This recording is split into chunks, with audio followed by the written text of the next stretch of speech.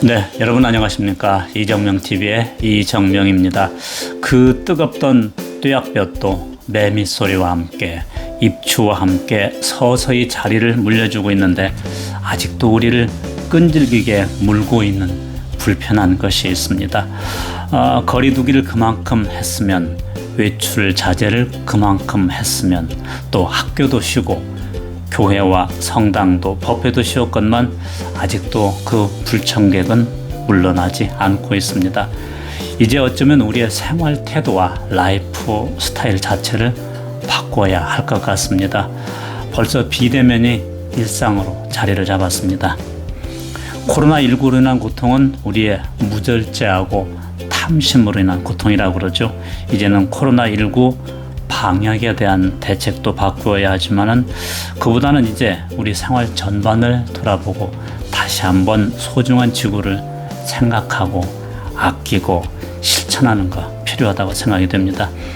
이정명의 시가 있는 행복한 동행 16번째, 오늘은 불편한 동행이라고 하는 제목으로 코로나19가 시작할 때 쓴 시를 소개하고 밤낮 없이 방역과 치료를 위해 애쓰는 분들을 위한 시, 그리고 어려운 환경에서도 인내와 끈기를 가지고 헤쳐나가는 의지를 표현한 시를 선정을 했습니다.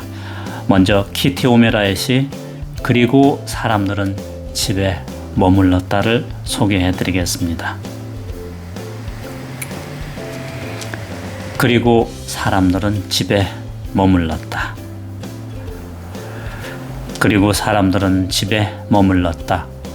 그리고 책을 읽고 음악을 듣고 휴식을 취했으며 운동을 하고 그림을 그리고 놀이를 하고 새로운 존재 방식을 배우며 조용히 지냈다. 그리고 더 깊이 귀 기울여 들었다. 어떤 이는 명상을 하고 어떤 이는 기도를 하고 어떤 이는 춤을 추었다. 어떤 이는 자신의 그림자와 만나기도 했다. 그리고 사람들은 전과 다르게 생각하기 시작했다. 그리고 사람들은 치유되었다. 무지하고 위험하고 생각 없고 가슴 없는 방식으로 살아가는 사람들이 줄어들자 지구가 치유되기 시작했다. 그리하여 위험이 지나갔을 때 사람들은 다시 함께하기 시작했다. 그들은 잃은 것을 애도하고 새로운 선택을 했으며 새로운 모습을 꿈꾸었고 새로운 삶의 방식을 발견했다. 그리고 자신들이 치유받은 것처럼 지구를 완전히 치유해 나갔다. 네, 이 시는 2020년, 그러니까 작년 신종 코로나 바이러스가 세계적으로 유행하면서 봉쇄와 격려로 사회적 거리두기가 실천될 때 미국의 위스콘신주의 전직 교사가 쓴 시라고 합니다. 사실 사회적 거리두기가 시작될 때, 비대면의 일상이 시작될 때 너무 뜻밖의 상황이라 많이 당황은 했지만은 시간이 흐르면 어느 정도 효과가 있을 것이라고 생각하면서 기꺼이 수용을 했는데 그 조치가 강화되어도 이 고약한 불청객은 더 기승을 부리고 있습니다. 이를 해결하기 위해서 방역당국은 최선의 노력을 다하고 있고 전 국민 백신 접종률도 빠르게 높아가고 있습니다. 문제는 앞으로 후손에게 물려줄 지구 환경입니다. 기성세대의 탐욕으로 인해서 파괴된 자연 환경과 생태계를 어떻게 정화해서 후대에게 물려줄 것인지가 정말 관건이죠. 지구 환경이 너무 심하게 파괴되었기 때문입니다. 평창에 있는 성 필리포 생태마을을 운영하시는 황창현 신부님은 최근에 유튜브에 지구 환경에 대해서 2편의 프로그램을 올렸습니다. 지구가 녹는다, 지구가 불탄다라는 그 제목으로 올렸습니다. 시청하시면은 우리의 마음 자세를 가다듬는데 아주 크게 도움이 될 것입니다.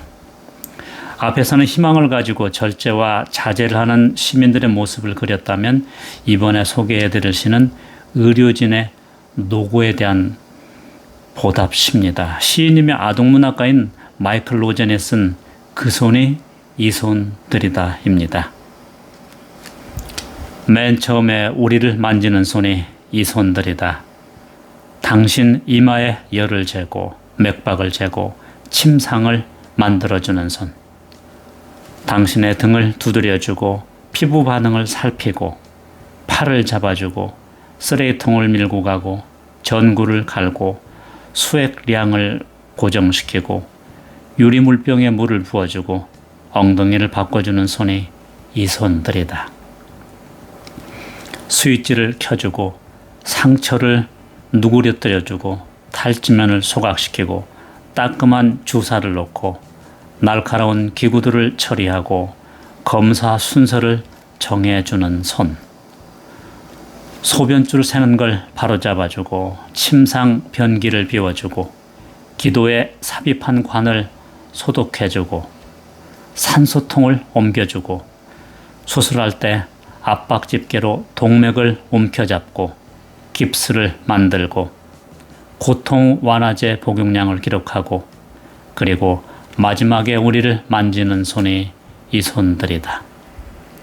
네, 시를 읽다 보면 의료인들의 일상이 눈에 보이는 듯 합니다. 이 시는 코로나19로 쓴 시가 아니라 마이클 로젠이 영국 공공의료서비스 창설 60주년을 맞아 의료인들에게 헌정한 시라고 그럽니다. 지금 코로나19로 방역에 종사하는 분들을 위해 시를 쓴다면 더 긴박하고 절절한 내용의 시가 나올 것이라고 생각이 듭니다. 왜냐하면 검체 채취 장소가 병원이 아닌 임시 검사소를 세워서 때로는 거의 노상이나 다름없는 곳에서 상대는 전염력이 강한 바이러스를 채취하기 때문입니다. 우리가 한평생 살아가자면 이웃의 도움 없이는 한시도 살아갈 수가 없죠. 특히 의료진의 도움으로 생명을 연장받는 것은 이분들에게 큰 빚을 지고 있는 것입니다. 무더위와 불편한 환경 속에서 애쓰는 의료진과 봉사자의 노고를 잊지 말아야 하겠습니다. 잊지 말아야 할 이웃은 또 있습니다. 특히 자영업자들의 생활에 큰 타격을 받고 있습니다. 거리두기, 시간 제한, 비대면 등으로 생업에 큰 어려움을 겪고 있죠. 청년과 노인에 대한 최고 복지가 일자리이듯이 자영업자에게는 코로나로 인한 여러 제한을 벗어나서 열심히 마음껏 생업에 종사하는 것입니다. 우리가 비록 실질적인 물질의 도움을 주지는 못한다 하더라도 지금을 함께 살아가는 공동체 일원으로서 함께 걱정하고 위로해주는 그런 따뜻한 마음이 좀 있어야 되겠습니다. 나희덕 시인의 산속에서라는 시를 보면은 어려움에 처한 이들에게 희망을 줄 수 있는 따뜻함에 대해서 표현을 하고 있습니다. 소개해드리겠습니다. 산속에서 길을 잃어보지 않은 사람은 모르리라. 터덜거리며 걸어간 길 끝에 멀리서 밝혀져 오는 불빛의 따뜻함을, 막무가내 어둠 속에서 누군가 맞잡을 손이 있다는 것이 인간에 대한 얼마나 새로운 발견인지. 산속에서 밤을 맞아본 사람은 알리라. 그 산에 갇힌 작은 지붕들이 거대한 산줄기보다 얼마나 큰 힘으로 어깨를 감싸주는지. 먼 곳의 불빛은 나그네를 쉬게 하는 것이 아니라 계속 걸어갈 수 있게 해준다는 것을. 이 시는 산속에서 길을 잃고 헤매는 사람의 심정으로 어려움에 처한 사람들에게 불빛과 같은 존재가 되고 싶다는 시인의 소망이 담겨 있습니다. 등산을 해본 우리는 해질 역해 일행과 떨어져 또는 일행 없이 어두워져 오는 산에서 길을 찾지 못해 몹시 당황한 경험들을 가지고 있습니다.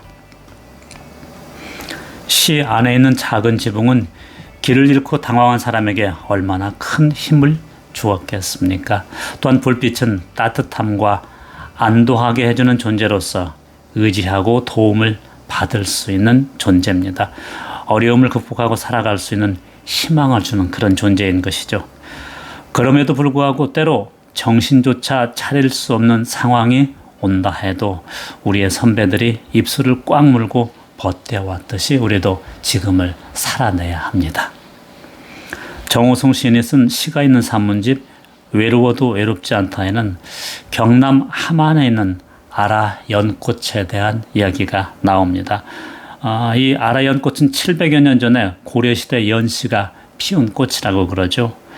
고대 산성 연구를 위해 아라가야 시대의 산성을 발굴하던 발굴팀이 후대 연못의 점토 속에서 연씨 15개를 채집하게 됩니다. 그 중에서 상태가 양호한 3개를 선택해서 발화시키려고 노력을 했지만 2개는 실패하고 그 중에 단 하나의 연씨가 싹이 터서 아름다운 홍련을 피웠다고 합니다. 그 아라 연꽃은 지금의 홍련보다도 더 우아한 품격의 미를 느끼게 한다고 합니다. 아라 연꽃은 700년 동안 깊고 어두운 땅 속에 파묻혀 있었고 정호성 시인은 아라 연꽃의 고통을 생각하면서 연꽃은 아마 언젠가는 자신의 아름다운 모습을 피울 수 있을 거라면서 오랜 세월을 기다렸을 거라고 생각을 했습니다. 인구의 세월되어오는 아름다움을 기다리면서 말입니다. 이상과 희망을 가지고 살아가는 삶의 가치를 노래한 시가 있습니다. 신석정 시인의 들길에 서서입니다.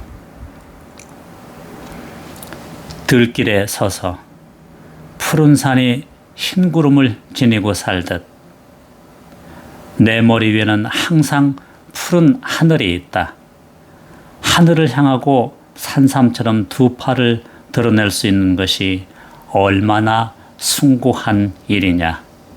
2 다리는 비록 연약하지만 젊은 산맥으로 삼고 부절히 움직인다는 둥근 지부를 밟았거니 푸른 산처럼 든든하게 지구를 디디고 사는 것은 얼마나 기쁜 일이냐. 뼈에 저리도록 생활은 슬퍼도 좋다. 저문 들길에 서서 푸른 별을 바라보자. 푸른 별을 바라보는 것은 하늘 아래 사는 거룩한 나의 일과이거니. 이 시는 절망적인 현실 속에서도 꺾이지 않고 희망과 이상을 지니고 살아가려는 시인의 의지를 푸른 산을 통해서 나타내고 있습니다. 푸른 산과 푸른 별이 주는 희망은 우리에게 그래서 커다란 위안이 됩니다. 아름다운 시가 있는 이정명의 행복한 동행에서는 여러분이 쓰신 자작시를 소개해 드렸습니다. 때로 짧은 생각이 긴 여운을 가지게 합니다. 바로 시가 진솔한 마음의 표현이기에 그렇습니다. 화면에 있는 메일이나 댓글 또는 카톡, 지인을 통해 주셔도 이 시간을 통해서 소개해 드리겠습니다. 네, 이정명TV가 보내드리는 행복한 동행 16번째, 오늘 마무리 시는 나태주 시인의 사는 일입니다. 매주 저는 서점에 가는데 서점 시집 코너에는 나태주 시인의 시집이 눈에 많이 띄었습니다. 오늘은 그 가운데 사는 일 골라보았습니다. 사는 일. 오늘도 하루 잘 살았다. 굽은 길은 굽게 가고 곧은 길은 곧게 가고 막판에는 나를 싣고 가기로 되어 있는 차가 제 시간보다 일찍 떠나는 바람에 걷지 않아도 좋은 길을 2시간 땀 흘리며 걷기도 했다. 그러나 그것도 나쁘지 아니했다.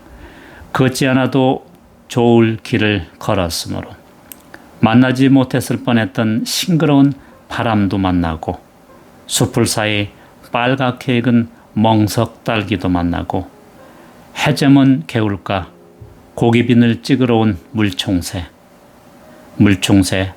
쪽빛 날갯짓도 보았으므로 이제 날 저물려 한다.